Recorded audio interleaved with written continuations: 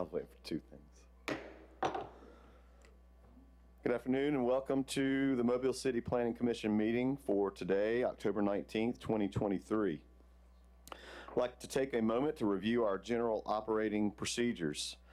Our meeting is divided into two sessions, the public hearing session and the deliberation session. In the public hearing session, an agenda item is called, the applicant makes their presentation, commission members ask questions if any, members of the public make their comments to the commission, and a reminder that only 4 people may speak for an agenda item and 4 people against. Each speaker is limited to 5 minutes, subject to questions by the commission. At 1 minute remaining, a speaker will have a warning bell or beep prompting you to summarize your comments. After an opposition speaker has finished, an applicant will have a 2-minute rebuttal. If you do intend to speak, come to the podium in the middle of the room, speak into the microphone, and please provide your name and address for the record. Direct all your comments to the commission only and not to the applicant, staff, or the audience. After hearing all applications, we will then go into deliberation, where we will discuss each application with input from the staff as necessary, but with no input from the audience. Commissioners then vote on each application, and the results of that meeting or the voting can be learned from the planning department. If some issues arise during deliberation that were not addressed in the public hearing, we have the discretion to allow additional comments in order to resolve them, or call for the application to be held over for discussion at a future meeting. Occasionally, a commissioner may recuse themselves from discussing and voting on a given application. A recusal does not mean the member is directly involved with the application or the applicant, but depending on the circumstances, ethical rules may require a recusal. If a regular member recuses, a supernumerary will vote in their stead. A reminder that the Planning Commission makes final decisions on subdivisions with appeals of these decisions to the Circuit Court. We are strictly a recommending body for rezonings, conditional use permits, and planned developments. The City Council makes the final decision on these applications, and all appeals of City Council decisions are to the Circuit Court. At this time, please do me a favor and turn off your cell phones or turn them to silent.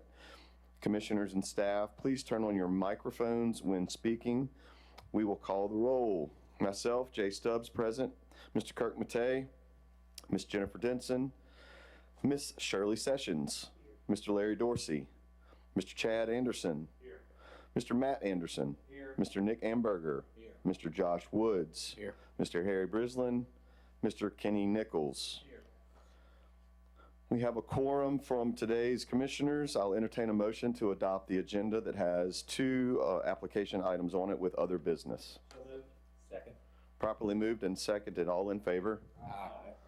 The motion passes. We'll move on to our agenda. Before we do, I would like to welcome the students from Booker T. Washington Middle School in attendance today. Agenda item number 1. Yes, please. Thank you. Agenda item number 1, 2958 Edgewood Street, Nice addition to Crichton subdivision, a re-subdivision of lot 14, block D. We have a applicant with, or application with 8 conditions. Is the applicant present? Yes. Here's Brett Surveying for the owner. Yes. The parent subdivision that we're in was recorded like 1930, 1940 that had double frontage lots.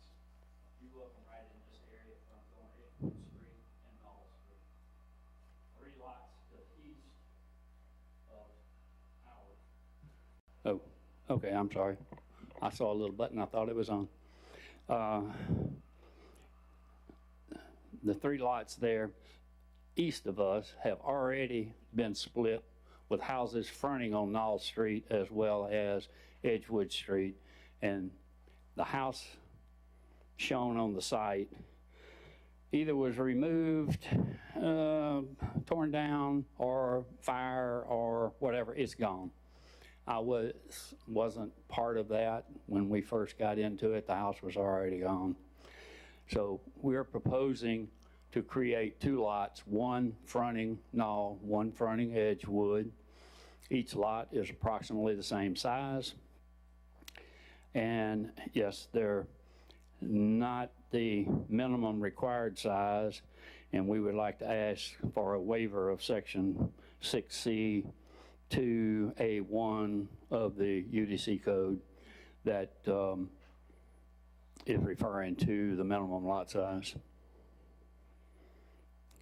And the rest of the considerations we're okay with. Thank you, Mr. Berg. Question for staff. With a subdivision of the two lots with the frontage at Knoll and Edgewood, does it conform with the other lot sizes in the neighborhood? It is similar to the other properties to the east that were divided many years ago, but not through the subdivision regulations.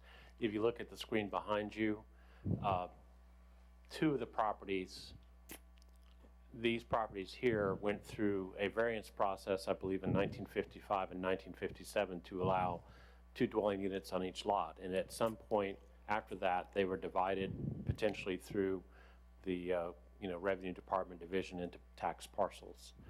So they would be similar to those existing tax parcels. And just to clarify, the waiver that Mr. Byrd is requesting is of the subdivision regulation requirement, not the actual UDC. Oh, sorry.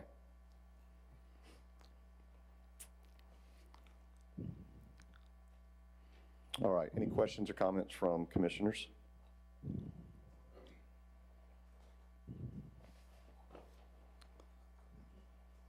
All right, is there anyone else here to speak for this application at 2958 Edgewood Street? Is there anyone here to speak against this application of subdivision at 2958 Edgewood Street? Seeing none, we'll move on. Agenda item number 2, subdivision application at 3107 Halls Mill Road, a re-subdivision of Southern Oaks. This is FGP Manufacturing, LLC, subdivision of 3 lots, approximately just under 16.5 acres. Notes from staff on this agenda is the Planning Commission cannot consider this application at this time as a request to review a major modification of the previously approved planning approval has not yet been submitted. Is the applicant present? Yes. My name is Mark Wadier with Wadier Surveying, and we would like to request a 60-day holdover to give us time to prepare the additional applications. That puts us towards the, is that be December 7 or 21? December 21st. Mr. Wadier, is that the date you have a goal to set? That works for us. The filing deadline for that would be November 20th, noon on November 20th. Could we go another month beyond that to make the filing deadline? We have a proposed schedule that we'll be voting on today. Or actually, we will propose it today and probably vote. Our tentative schedule would be deadline of December 18th with a meeting date of January 18th. That would fit our scheduling better. All right, we'll have to confirm that once our agenda for 2024 first quarter is confirmed. Okay, sounds good. All right, thank you, sir. Since it's on the agenda, we'll go ahead and ask, is there anyone here to speak for this application at 3107 Halls Mill Road? Is there anyone here to speak against this application? All right, seeing none, we will close the public hearing session. We'll go back to number 1 on the agenda item for our deliberation. 2958 Edgewood Street.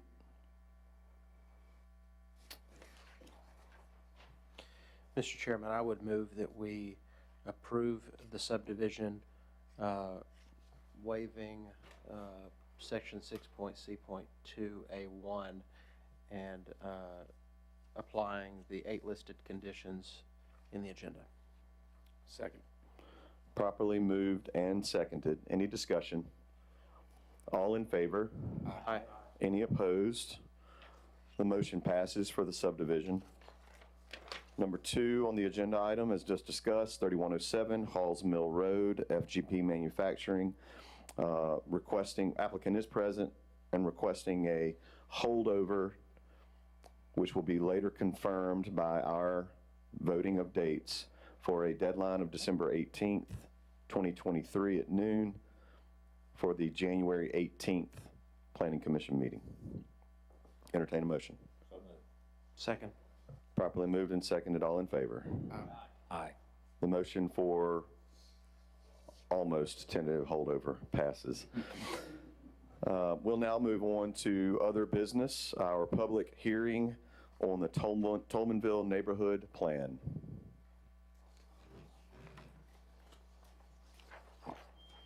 Mr. Chairman, in a short order, we'll invite Councilman Penn to come up and give you a more thorough overview of the Tolmanville plan. But before he does that, I'd like just to take a few minutes to give you a little bit background on how we got to this point. Just for the record, I'm Shayla Biko. I'm the director of the Bill Mobile Department. Also joined by the special guests and concerned citizens, the teachers and administrators with Booker T. Washington School. I'd like to recognize Ms. Keisha Mack, media specialist, Ms. Keisha Martin, 7th grade ELA, Mr. Alex Hicks, 7th grade history, and Dr. Shaquana Robinson, instructional specialist. And so this class has been following this process, and so we're very pleased to see Mobile's youth come out and participate in what we believe is an important step for the Tolmanville neighborhood.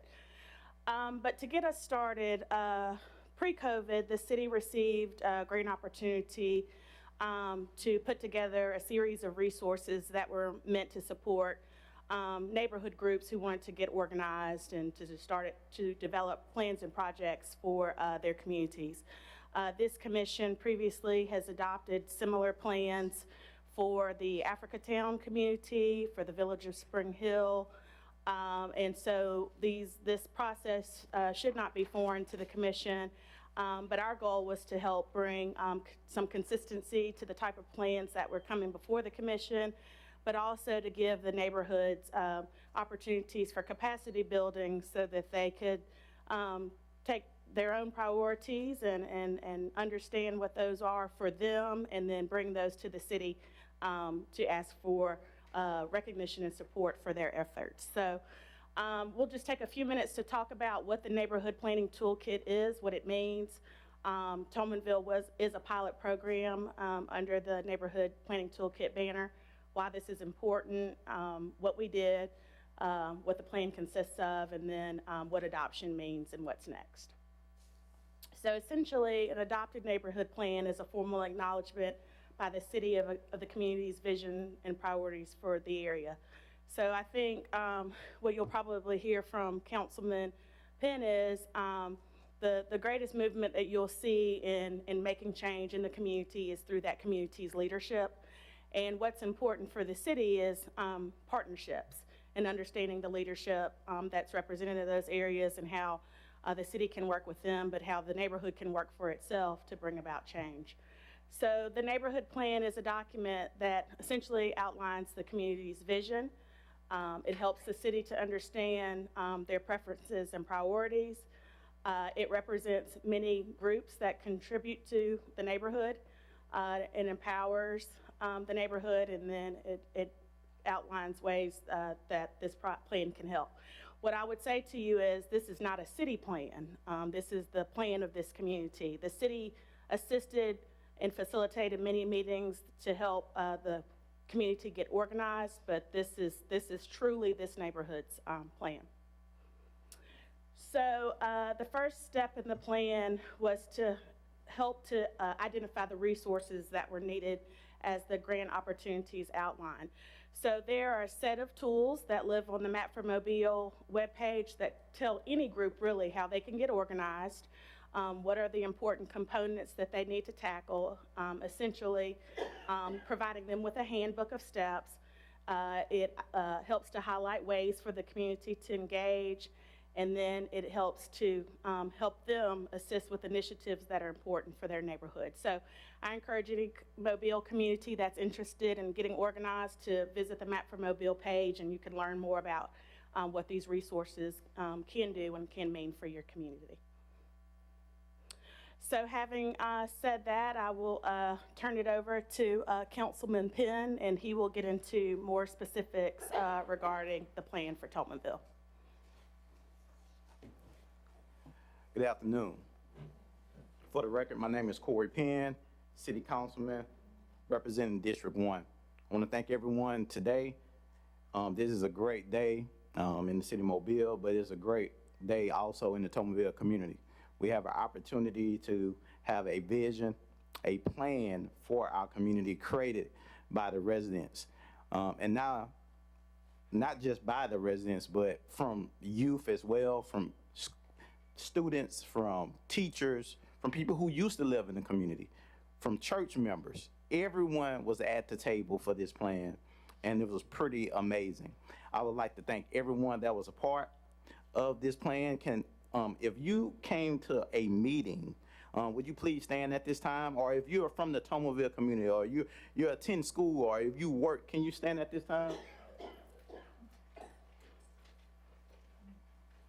Thank you so much. Let's give them a big hand for being a part. So we started. I was so excited we had the opportunity to work with the administration to help put this plan together. It was a goal of mine to have a vision, and they already had something in place. So we're going to start with the process.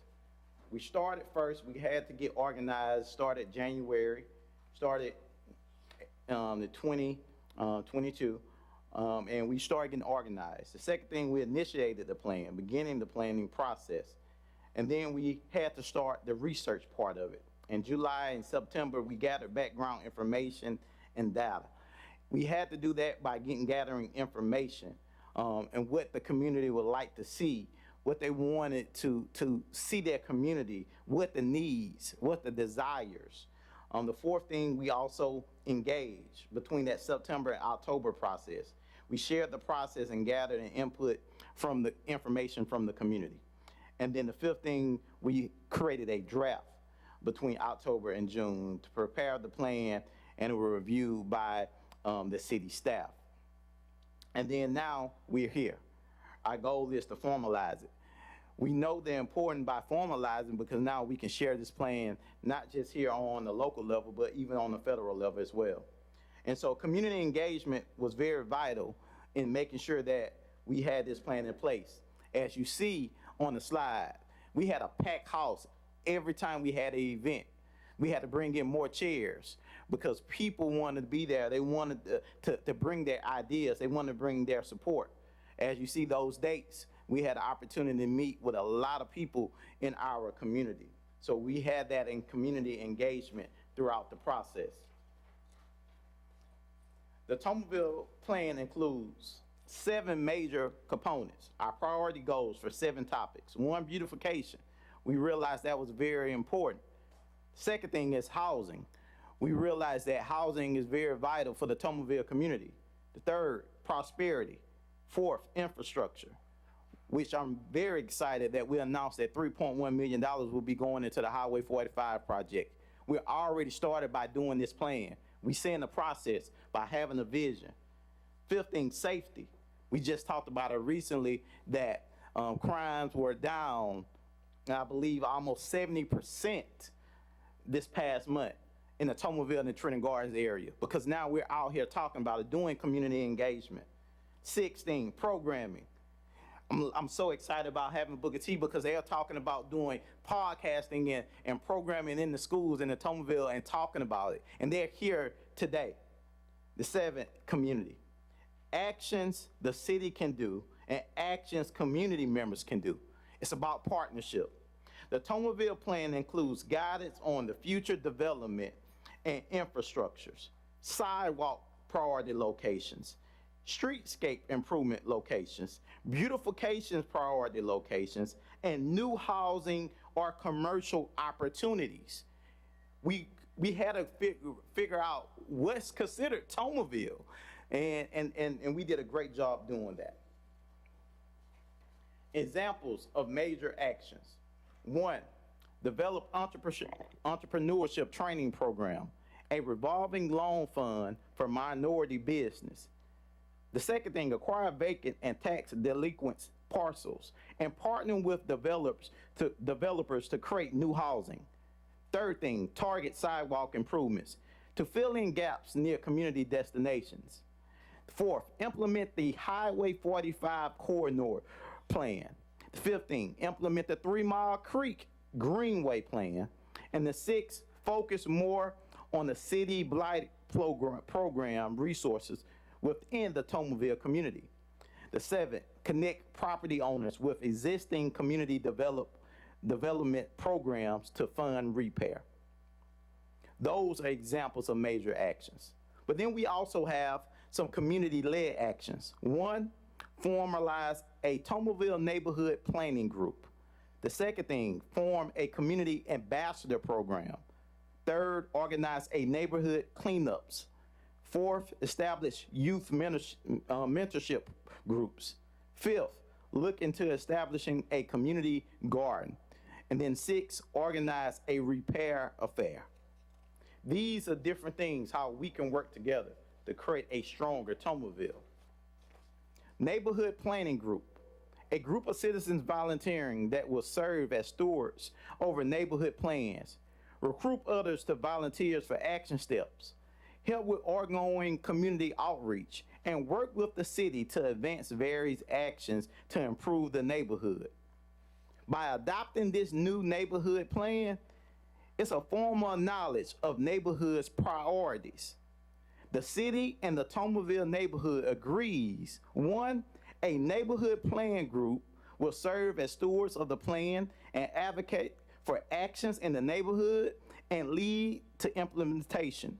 The second, actions that do not need city funding or involvement can be started by the NPG. Certain projects may require a permit. Third, actions that would need city funding or involvement may be considered in the next capital improvement plan or grant funding cycle. And the fourth, recommendations in the plan that involve a change in city policies that will be considered in future decisions. These are the reason why we need to adopt the Tomerville neighborhood plan. Thank you so much for your consideration, and I believe this will be a great day if this happened for the Tomerville community and the city of Mobile. Thank you. Thank you, Councilman.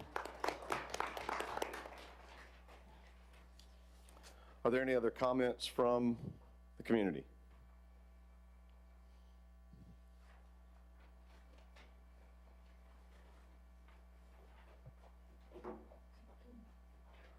Make sure your microphone's pulled down and make sure you say your name for the record. Hi, my name is Aaliyah Taylor, and I'm an 8th grade student at Booker T. Washington Middle School. I'm in student council, I'm a student athlete, and I'm also the Red Ribbon leader for my school. As the Red Ribbon leader, I do a project of donating hygiene and feminine products to the Penelope House. And I hope my project not only affects the people around me, the people I'm donating to, but to my community as well. Thank you. Thank you, Ms. Taylor.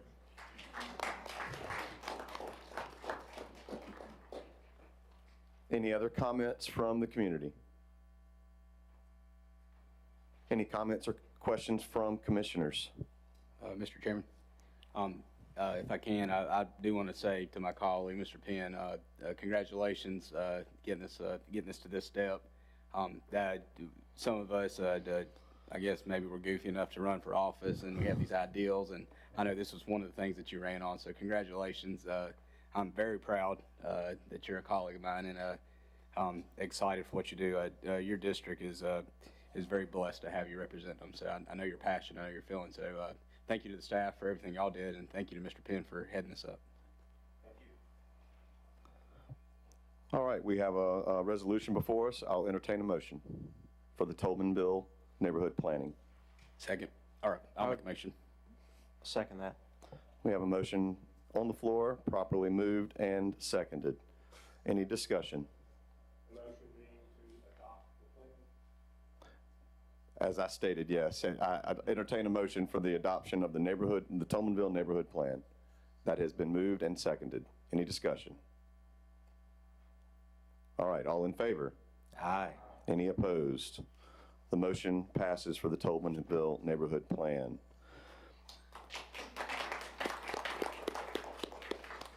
We'll have a resolution, but having been annexed, or the entire community annexed in 1945, this is a great day for District 1. I'd like to thank all of those people that attended today in support of this effort. Thank the staff as well as Councilman Penn for his efforts. Resolution reads, whereas the Mobile City Planning Commission adopted the Map for Mobile Framework for Growth, a new comprehensive plan for the city of Mobile by resolution dated November 5th, 2015. And whereas Tolmanville is an established community that is located 1 mile northwest of downtown Mobile. And whereas the Tolmanville community worked closely with their city council member, the city of Mobile, and its consultant to undertake the neighborhood planning toolkit process, an action identified in the action plan, Appendix A of the Map for Mobile Framework for Growth to develop a draft plan. And whereas the draft plan was developed over the course of several months after multiple public meetings, and whereas the draft plan has been through several reviews prior to the draft being finalized, and whereas the Mobile City Planning Commission has now reviewed and conducted a public hearing on the draft plan. Now therefore be it resolved that the Mobile City Planning Commission does hereby adopt the Tolmanville Neighborhood Plan dated October 19th, 2023 as a component for the Map of Mobile.